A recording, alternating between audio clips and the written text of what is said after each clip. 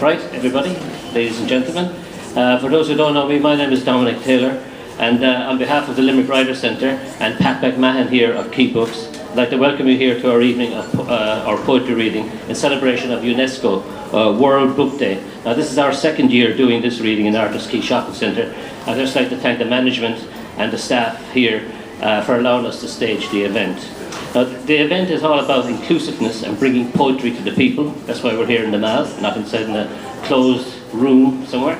Now, if I may quote one of Pat McMahon's favourite phrases from Pablo Neruda, poetry is like bread. It should be shared by all, by scholars and by peasants, by all the vast, incredible, extraordinary family of humanity. It is very much in this spirit that the Limerick Writers' Centre and Quay Books are hosting this event. We have a number of readers here tonight who will be reciting their favourite poems. So anyone out there who have not spoken to me yet, if they want to give me a call there, they can come up and recite their poem. I just want to hand over to Pat McMahon, who's just going to explain a little bit about the origins of World Book Day and why we are here.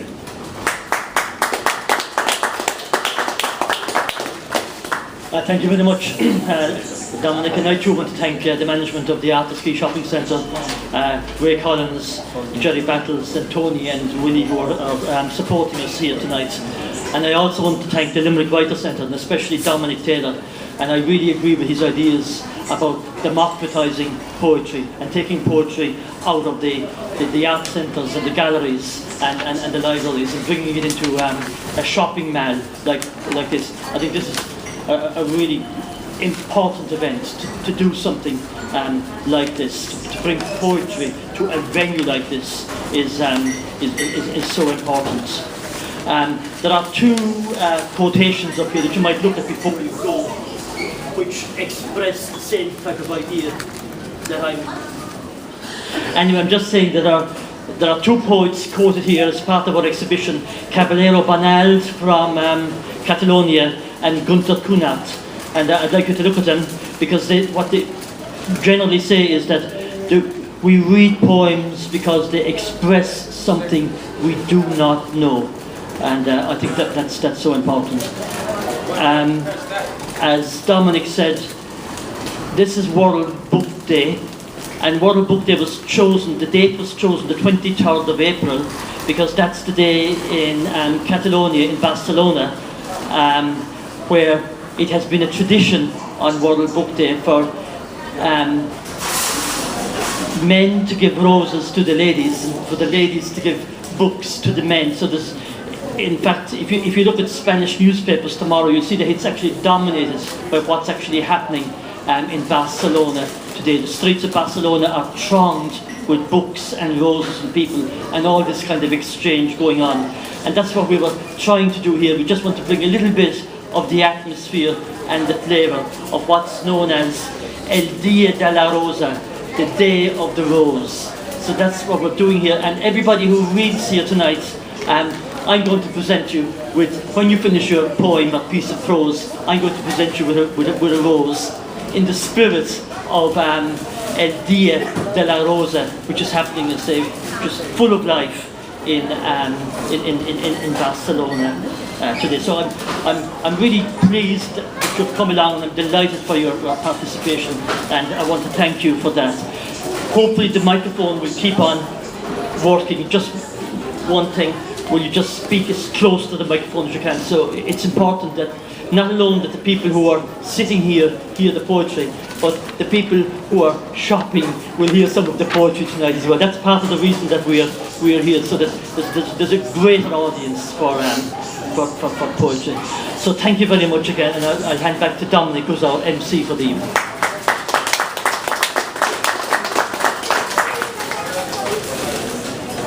Thanks a million, Pat. As Pat said, this is about poetry, and we're going to read our favourite poems here tonight, so I'd be remiss if I didn't read one of my favourite poems. One of my favourite poets of all time is Adrian Mitchell, whom I had the pleasure really of introducing at a poetry reading here in Limerick some years ago. Now, Adrian was a deeply serious but very playful poet, and he used his poems to break down the formality of poetry, and he's probably most famous for saying, most people ignore most poetry because most poetry ignores most people. Mitchell believed in inclusiveness when it came to poetry, And this is something, as I said earlier, we and the Limerick Writers Centre and Quay Books here endeavour to also practice. So one of my favourite poems by Adrian is called Human Beings. I'd like to read that for you now. Look at your hands, your beautiful, useful hands. You're not an ape, you're not a parrot, you're not a slow loris or a smart missile, you're human. Not British, not American, not Israeli, not Palestinian, you're human. Not Catholic, not Protestant, not Muslim, not Hindu, you're human. We all start human, we end up human. Human first, human last, we're human or we're nothing. Nothing but bombs and poison gas, nothing but guns and torturers, nothing but slaves of greed and war if we're not human. Look at your body with this amazing system of nerve wires and blood canals. Think about your mind, which can think about itself and the whole universe. Look at your face, which can freeze into horror or melt into love. Look at all that life, all that beauty. You're human. They are human. We are human. Let's try to be human. Dance. So that's one of my favourite poems. And I hand over to our poets here tonight now, and I'd like to call in Terry Murray, who's going to read one of her favourite poems by A.E. Houseman called The Loveliest of Trees.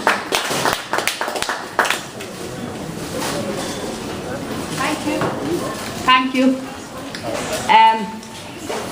This is one of my very favourite poems, and I've always loved this poem since the time I was about 14 or 15. It's by A.E. Houseman, and he lived from 1859 to 1936.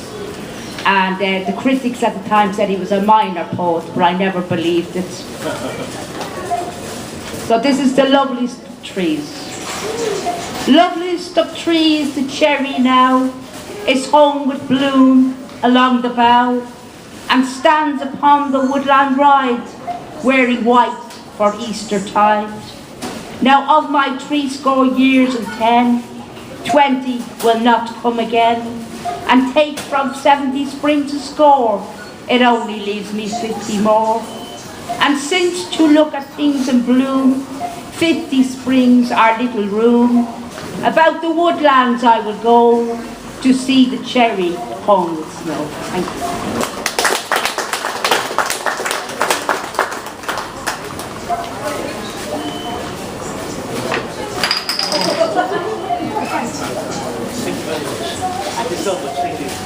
That's great, Terry. Thanks very much. Terry will be back again later on just to read another one. I'd like to introduce you now to Michael Jura, who's going to actually read one of his own poems. And if anyone was here last year will know Austin, his brother, was here, and he entertained us with some Spanish music. But unfortunately, he can't be here tonight. But Michael is going to read for us instead.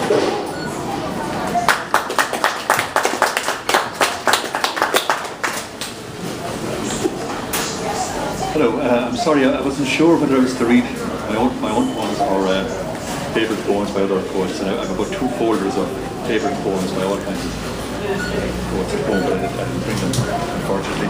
So this is a poem, I know it's the idea is to read love poems, or preferably love poems on this day.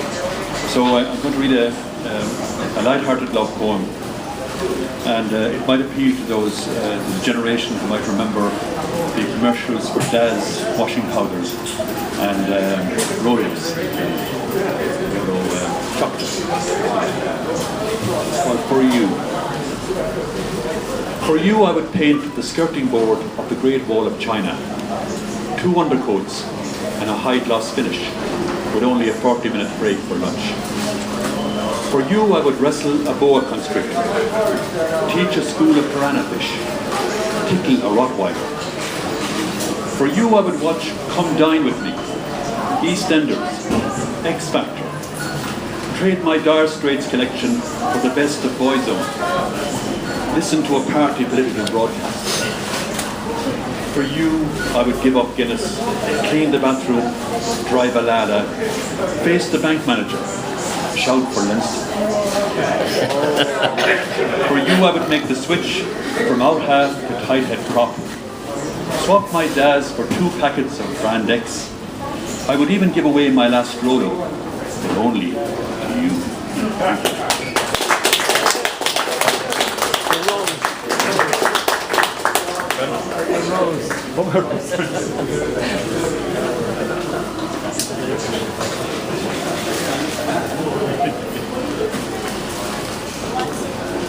Sure, they're all love poems, and they're all written with love.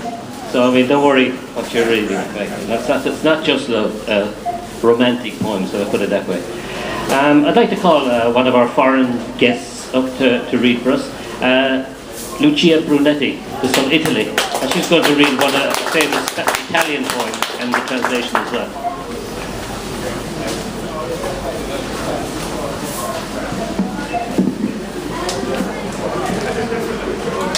I have a spring poem from Salvatore Quasimodo.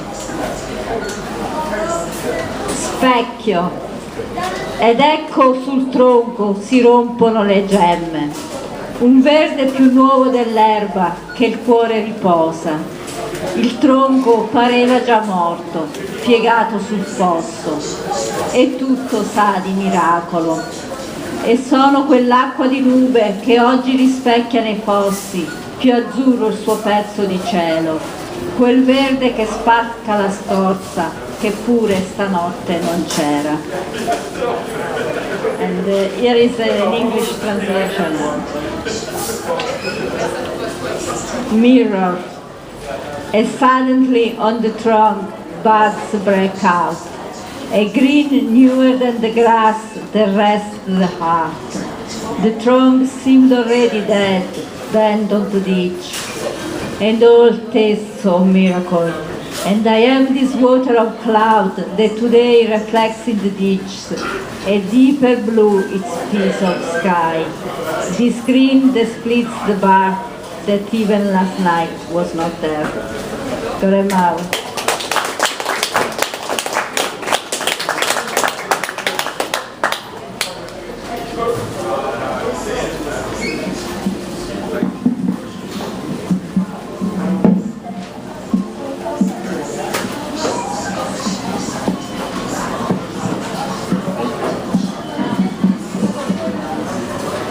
Okay, thanks Lucia for that. Now I'd like to call up Bridget Wallace, who's going to do a poem by the Pulitzer Prize winning poet, Paul Muldoon.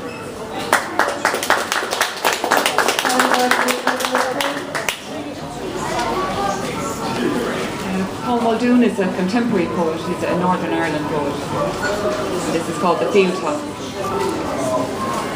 Taking, giving back their lives by the strength of our bare hands, by the silence of our knives. We answer to no grey south, nor blue north, not self-defence, the lie of just wars, neither cold nor hot blood's difference in their discharging of guns, but that hillside of fresh graves. Would this girl brought to our tents, from whose flesh we have removed, shot, that George on his day off will use to wave fishing lines, who died screaming for ether, yet protest our innocence? George lit the lanterns, in danced those gigantic yellow moths that brushed right over her wounds, pinning themselves to our sleeves like medals given the brave. Thank you.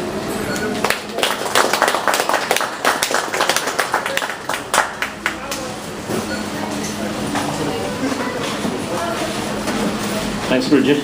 Now I'd like to call Michael Donovan, who's going to do a poem we all learned at school, I think, The Isles of Greece by Lord Byron. Thank you, Dominic. I'm new to this, but I like this poem because I have a great regard for Greece and Greek people. I feel they have been wronged and are being wronged at the moment by Northern Europeans. And I have studied their history, ancient history, and their modern history. And I'd like to pay tribute to them, but I'm not going to read all the poem because it's too long. It's 95 lines, so I'll read part of it. And I happen to have a great, that's why I'm reading it, because of the Greek people whom I happen to like very much, as well as all Southerners, Lithuanians, but not, I feel, as I said, the Northern Europeans have wronged these people. I'll read it now. This is by Lord Byron, in 1819. The Isles of Greece. I'll read part of it because Too long. The Isles of Greece, the Isles of Greece, where burning Sappho loved and sung, where grew the arts of war and peace, where Delos rose and Phoebus sprung. Eternal summer here gives them all, but all except their sun is set. The Scian and the Teian muse, the heroes heart look.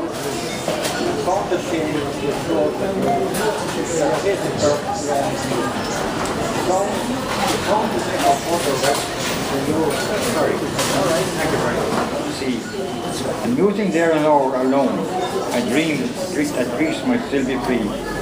Standing on the Persian's grave, I could not deem myself a slave.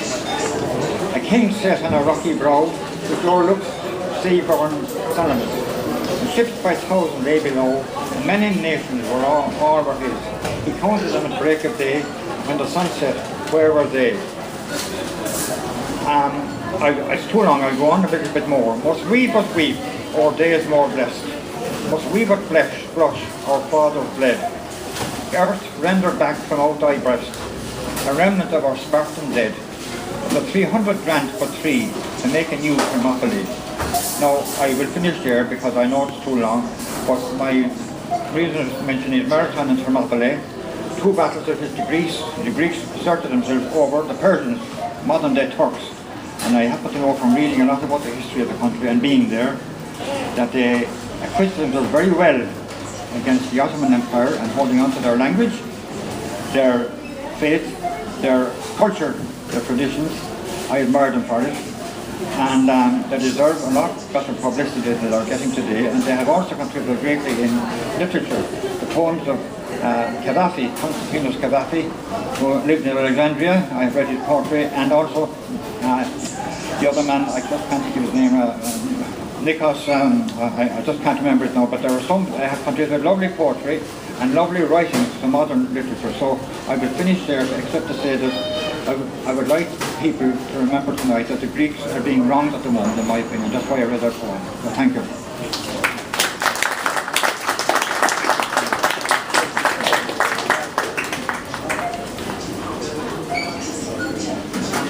Thanks, Michael. So we got a history lesson and a lesson in politics as well for Michael, as well as the poem. Thanks very much.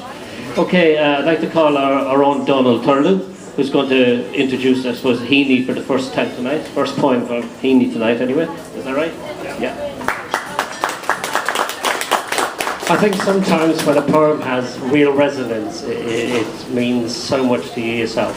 My mother lived till she was 97. And in the last 3 months of her life, she was in England, we kept her at home, and I would go across from Ireland and spend a week there to give the others a rest and look after her. And during that time, quite often she was lucid and she wasn't lucid, and I'd spend the night lying on the bed beside her, and she'd talk about some of the poems, and she often recited a poem to me out of the vast background of her mind, and one of those poems I might read to you later. But when Heaney's poem, while all the others were at Mass, won, I was so pleased, because he had his moment when he was very young with her. I had my moment with my mum when she was very old. When all the others were away at Mass, I was all hers as we peeled potatoes. They broke the silence, let fall, one by one, like solder weeping off the soldering iron. Cold comforts set between us, things to share, gleaming in a bucket of clean water, and again let fall. Little pleasant splashes from each other's work would bring us to our senses. So while the parish priest was at her bedside, he went hammer and tongs at the prayers for the dying, and some were responding and some were crying. I remembered her head bent towards my head, her breath in mine, our fluent dipping knives, never closer the whole rest of our lives.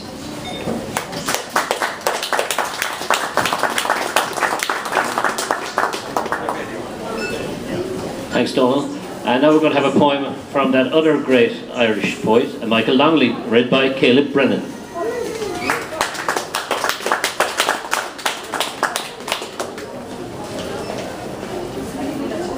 I was trying to think of my favourite long read poem, and then I realised I love all his books. So I thought I'd pick a modern one. It's a new one. This poem is just a little background. It's an elegy for his twin brother who passed away quite recently. Actually, it's called Birthday. This is our first birthday without you, my twin. July the 27th. Where are you now? I'm looking out for you. Have you been skinny dipping at Alaron, where the jellies won't sting in the lake? Among the reeds and the damsels fly, sandwort, stars at your feet, grass and bud. This year the residential swans have signets, 4 of them.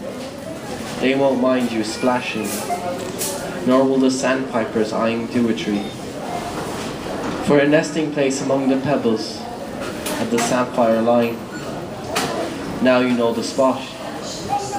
Cops flock high above their acrobatic cliff face, on call to an antiqued expletives. Shaw, shaw, shaw, again and again. I mention the erratic boulder, because so much happens there. 5 hairs in the morning, then a squiggle of stouts. I boiled organic beetroots for supper. Will your pea be pink in heaven? Oh, the infinite graduations of the sunset here. Thank you for visiting Carrick-Skewan. Don't twist your ankle in the rabbit hole. I'll carry the torch across the Duach.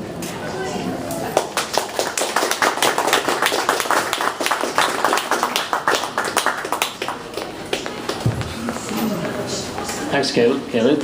We're just about halfway through the number of readers we've got here tonight, so I thought we'd have a little musical interlude.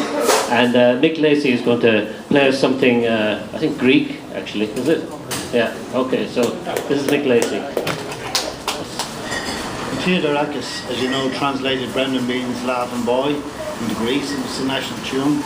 But the Greeks very much influenced James Joyce and Aristophanes, frogs. And we are the musical frogs. We live in the marshes and bogs. Sweet is our hymns. We sing as we swim, and on festival days we sing to the praise of the genial gods. Don't think a dod that the multitude throng for the sound of our song. Breck, go whack, go whack. And Joyce went, he was the father of all things for the bottle of slow coaches and immaculate contraceptives for the populace, mare's milk for the sick, 7 dry Sundays a week, open our love and religious reform, so hideous and fun. So I'm going to play a tune and then give you the rest of that. That's the Ballad of Pierce Riley. And the first Greek tune was written by a fella from Dublin. And the second is a tune by Theodorakis. And the third is the James Joyce Ballad of Pierce Riley.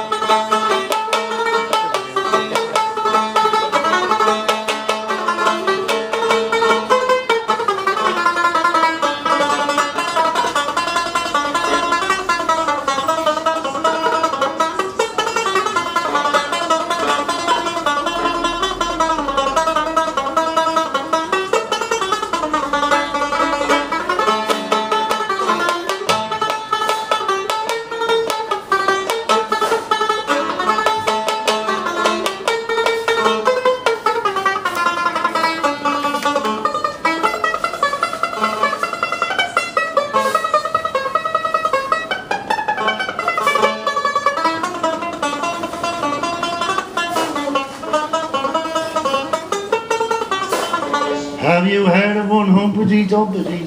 How he fell with a roll and a rumble, curled up like Lord Oliver Cromwell at the foot of the magazine wall, helmet and all. He was the father of all things for true bother, slow coaches and a Mac with contraceptives for the populace. Mares milk for the 6-7 right Sundays a week, open air love and religious but form, so hideous and foreign. He was one time our king of the castle, now he's kicked about like a rotten old parsnip, and in Green Street he be sent the order of his worship to the penal jails of Mountjoy, jail him with joy. He was jouting be Wellington's monument and uproarious of the hippopotamus when some bugger let down the back straps of his omnibus, and he got his debt of fusiliers, his rents in arrears, give him 6 years. We had chops, chewing gum, china chambers and chicken pox for the sort of brave sons of Scandinavia, and we buried them down in Oxford's town, along with the Divil and the Danes, the deaf and dumb Danes, and all their remains. And a sweet bad luck to the waves washed up in old Ireland, the hilt of the Hammerfell Vikings, and God's curse today that Branabay saw the black and tan man of war, in the harbour bar. Oh, we'll have a free trade Gaels band and mass meeting for the sort of brave sons of Scandinavia, and we'll bury them down in Oxman's town along with the Divil and the Danes, the deaf and dumb Danes, and all their remains. Now all the king's men and his horses couldn't resurrect these corpses, and there's no true spell in Connacht or hell able to raise the dead king.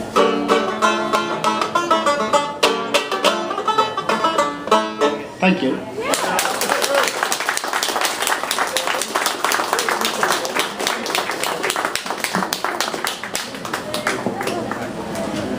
Nick Lacey, great. We're going to have him back again later on, so don't go away. Okay, I'd like to introduce one of our regular poets who reads every week in the White House and at On the Nail in the Loch Bar. Okay, next up is our very own John Pinchmith. John is originally from America, but he's settled here in Limerick, and we consider him one of our own now. He's one of our best performers. So John Pinchmith.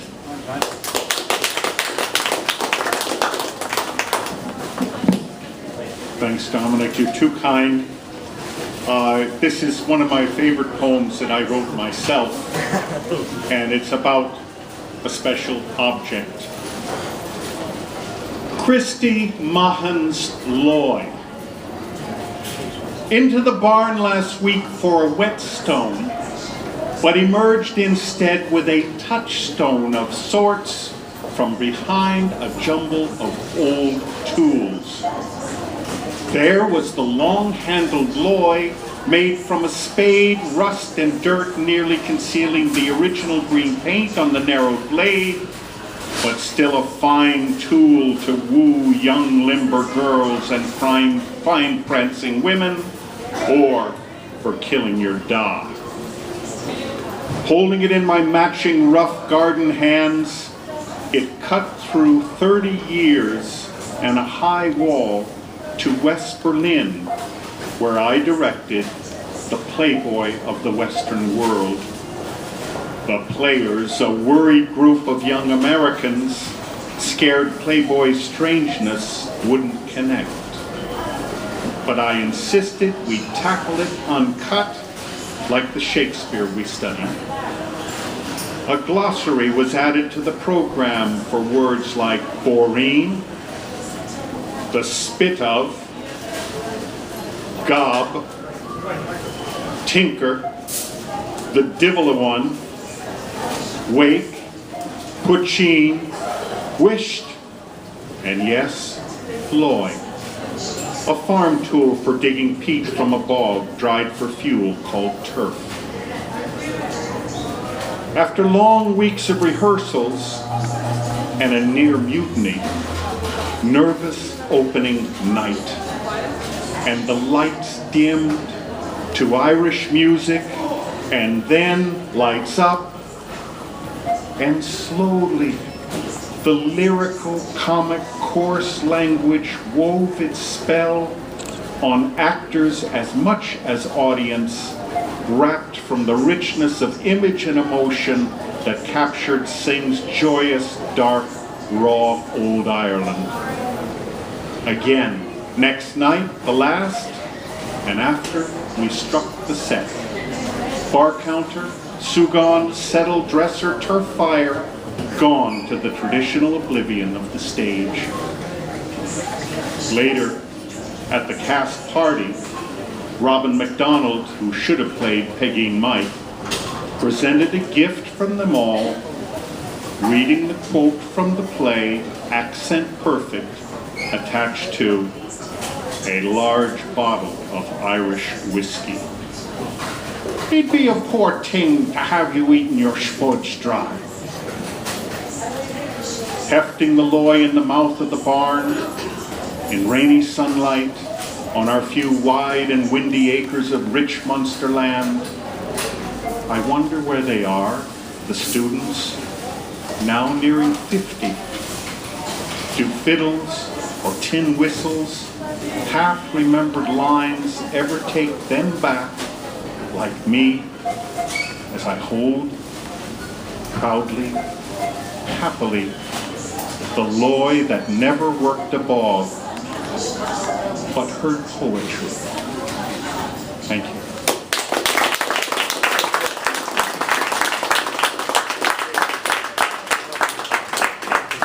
Lovely, John. Thanks a million.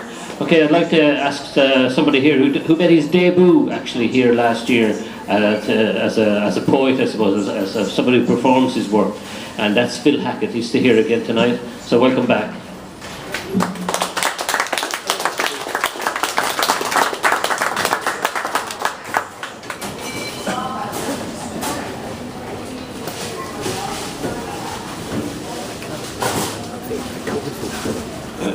Thanks, Dominic.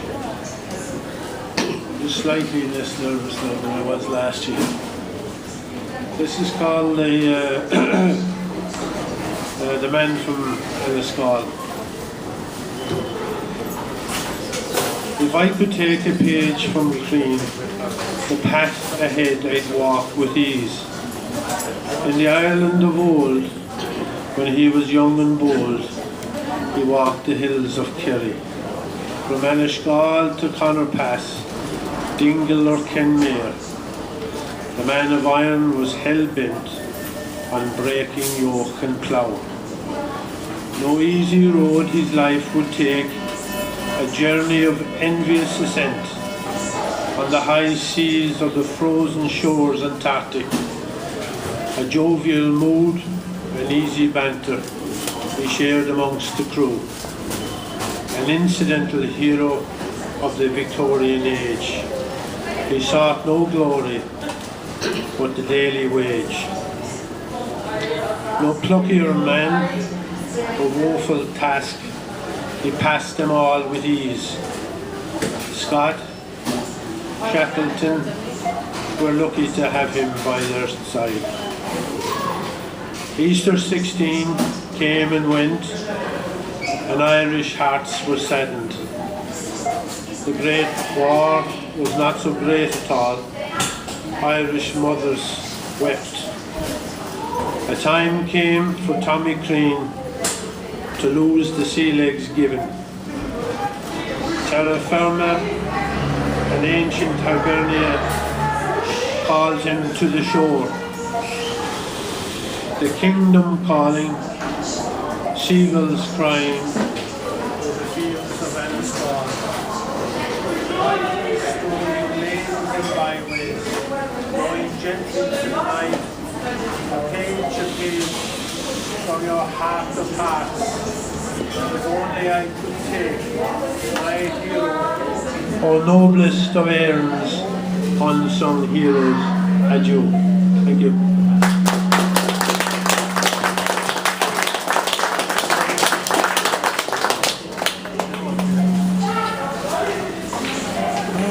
Phil. You can hear Phil again every week, I think, up in the White House now at the moment. Okay, next up, I'd like to invite up another visitor, or a foreign lady who actually lives in Ireland and is one of us now as well, Lot Bender.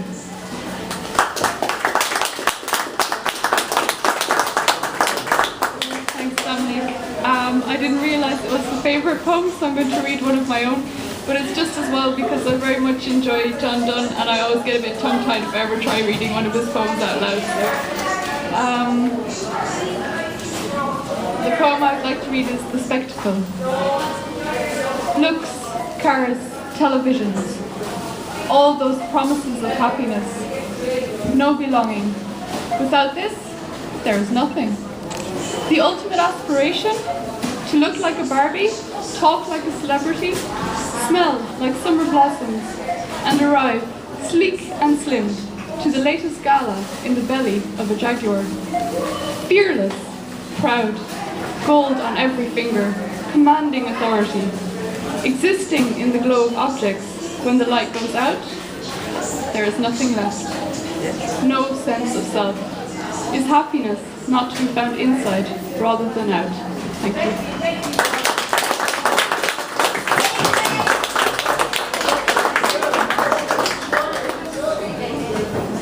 Pat said he was going to kiss the ladies, but I didn't see him do it yet. Later, Pat. Okay, I'd like to invite up Jared Naden to give us a verse of Wordsworth. Go, Garrett! Thanks very much. This is my favourite poem because it's just so unexpected, I think. It's called A Gravestone Upon the Floor in the Cloisters of Worcester Cathedral by William Wordsworth. Miserimus, and neither name nor date, prayer, text or symbol graven upon stone, naught but that word assigned to the unknown, that solitary word to separate from all and cast a cloud around the fate of him who lies beneath. Most wretched one. Who chose his epitaph? Himself alone could thus have dared this grave to agitate and claim among the dead this awful crown. Nor doubt that he marked also for his own close to these cloistral steps a burial place, that every foot might fall with heavier tread, trampling upon his vileness. Stranger, pass softly. To save the contrite, Jesus bled. Thank you.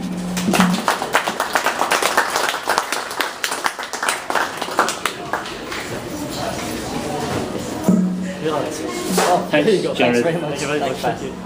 Right, okay, I want to invite up a man who always surprises us. We never know what to expect when we bring him up here. But actually, is he here? John Carew. Yes, he is. He's there, yeah.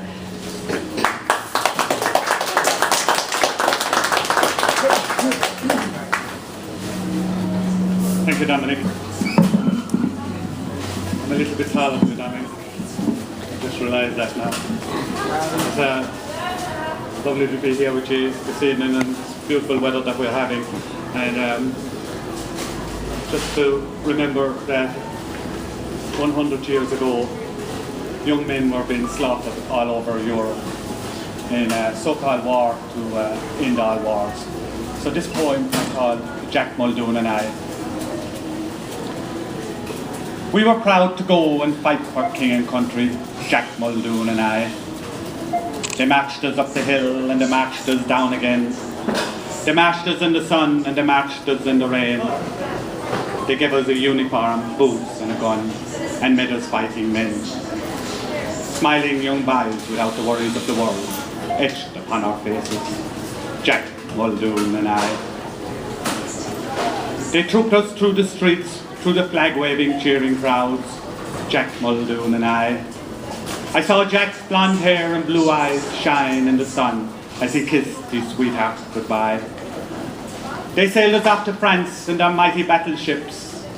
In the sun of a late September's evening, they sent us to the front, Jack Muldoon and I, where we couldn't understand why the young men in the trenches had the worries of the world etched upon their faces. In the morning, the cannons thundered, and we were ordered over the top to fight. We soon learnt of the dreadfulness of war. We realised that death on the battlefield was different to the death that we had known at home, where old men died in their beds, their faces powdered up, their bodies neatly boxed and sent on their way to heaven. We killed our first young German boy together, Jack Muldoon and I. We left him with a hole in his face where his blue eyes ought to have been. We tallied our dead they replaced them with more young men who couldn't understand why we had the worries of the world etched upon our faces, Jack Muldoon and I. September sun soon gave way to October rain. The blood of the battlefield stained red by the blood of our comrades and our enemies. We discovered that the beauty of the human body was just a camouflage, just a vessel to house blood and guts, not a tabernacle for the soul. Even the brain, the most powerful tool in the world, was just a ball of squishy sinew. So we fought and stayed alive as best we could, Jack Muldoon and I. October rain was easy to the cold of November. Our boots froze hard from the frost, our bones ached from the bitter winds, and yet we fought and killed young German boys. The worries of the world not yet etched upon their youthful faces, and we survived those dreadful days, Jack Muldoon and I. Christmas Eve brought an Arctic chill to the trenches we called home.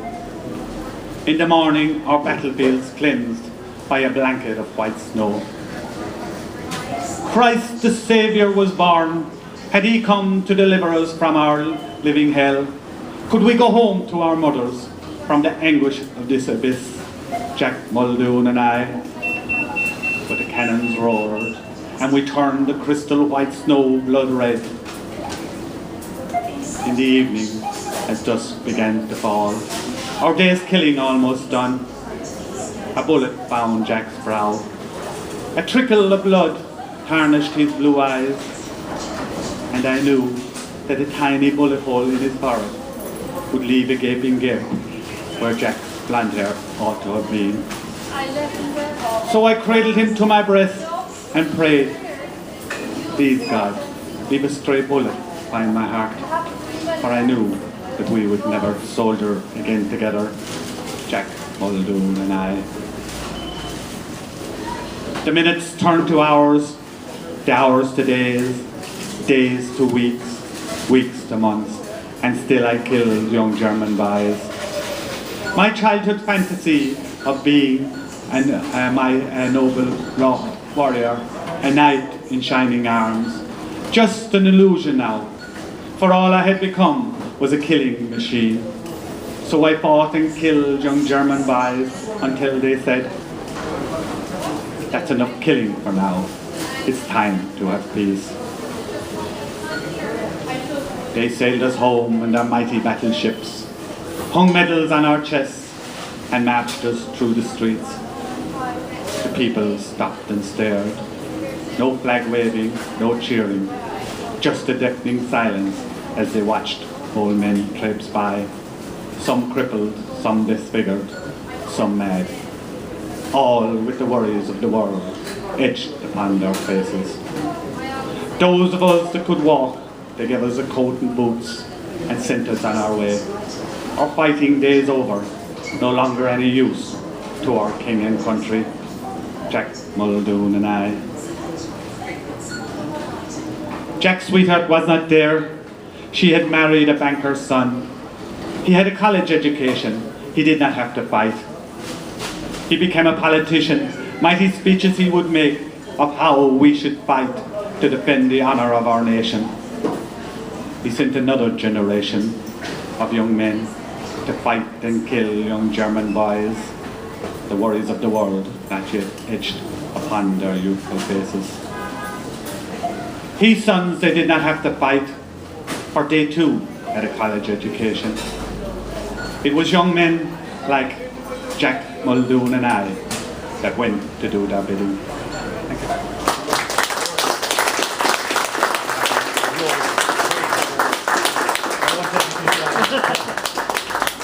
Thanks a million, John. We're coming to near the end of the first round. Anyway, we've got to actually be out of here by 9:15, finish by 9:15. So I don't know whether we'll get everybody to read again. So, is it Kathleen? Yeah, Kathleen, please come up and read your poem.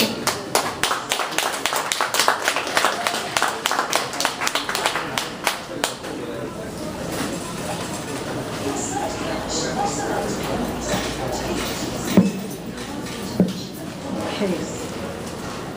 I'd like to read this for my beloved niece, Sonia, who left this planet last August. Didn't mean to. My heart breaks every second, and there are days I can hardly breathe with grief.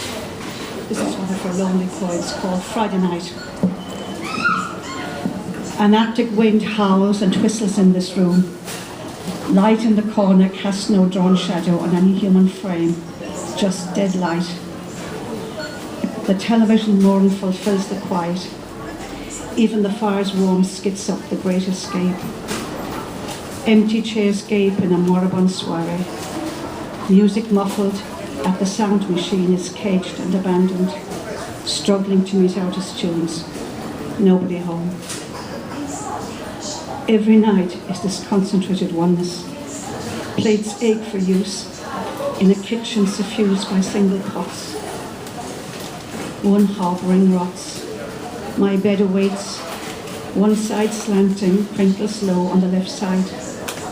Tomorrow I go out of the day and pretend that in my happy home every night is a party.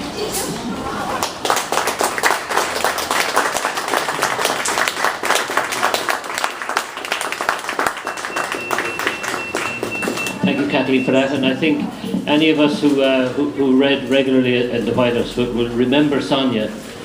She was actually one of the very first poets to read up there over 10 years ago now.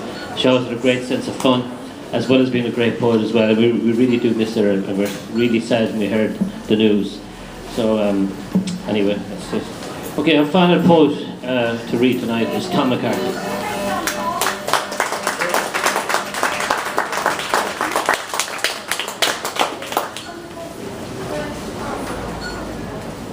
I'm sorry to have to say that my favourite poem has to be one of my own, because I don't read poetry that much. And if I was to choose a favourite poet, it would probably be one of the group of the White House or the Loch Bar or any one of the lads that are sitting out there. I've chosen a poem by the name of Dolphins. Lost to the soul of my subconscious mind, searching for the in-between, the unknown. Trapped in the autism of thought, the inside looking in at the outside, touching the upside downside. Empathy, thinking I can shake hands with the future by booking my holidays a year in advance. Forgetting that the future can be erased by the present, it can also be erased by the past. Why can't humans pitch like dolphins? There are no poets, there never was. Only interpreters plagiarizing works already submitted by the universe. Butterflies hissing at such a time. Fish splashing violently throughout the waters of the world, creating a tsunami. Birds balance, the in-between, the unknown. Why do I keep searching for something I already have and have had for a long time? Why do I expect love to be more than a bunch of flowers? And why can't humans pitch like dolphins?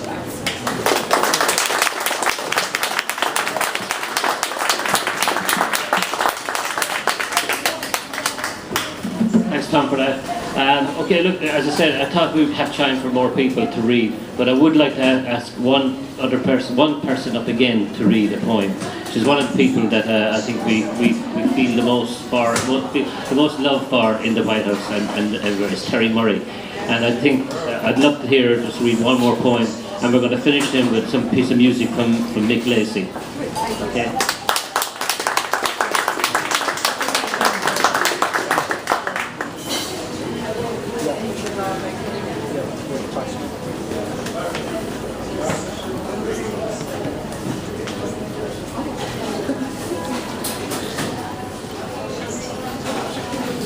Thank you, Dominic. I enjoyed Donald's reading of the sonnets from Clarence and Steenie's one where all the others are away at Mass. I do two small pieces from Heaney from Station Island, from the sequence of shell flights. This is number 2, Old Smoothing Iron. Often I watched her lift it from where its compact wedge rode the back of the stove, like a tug at anchor. To test its heat by ear, she spat in its iron face, or held it up next to her cheek to divine the stone danger. Soft pumps on the ironing board, her dimpled, angled elbow, an intense stoop as she aimed the smoothing iron, like a plane into linen, like the resentment of women. To work, her dumb lunge says, is to move a certain mass. Through a certain distance is to pull your weight and feel exact and equal to it, feel dragged upon and buoyant. And this is the third part. It's called Old Pewter. Not the age of silver, more a slither of illiteracy under rafters, a dented hand-me-down old smoky plate, full of blizzard, sullied and temperate.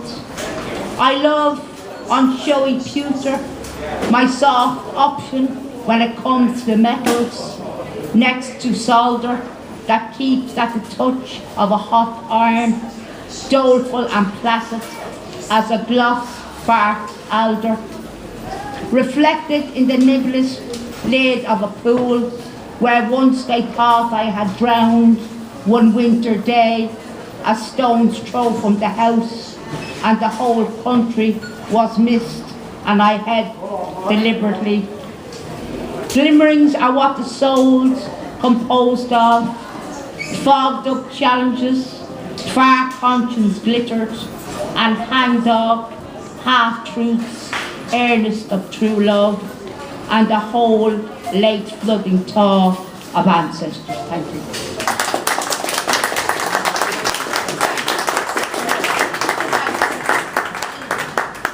Thanks for that, Terry. Okay, Mick is just going to play us a piece of music before we finish up. This is a song by Irish songwriter Shane McGowan, and tune Hell Stitch, and an Italian tune from Finnish material like this stuff. Very quick, very short.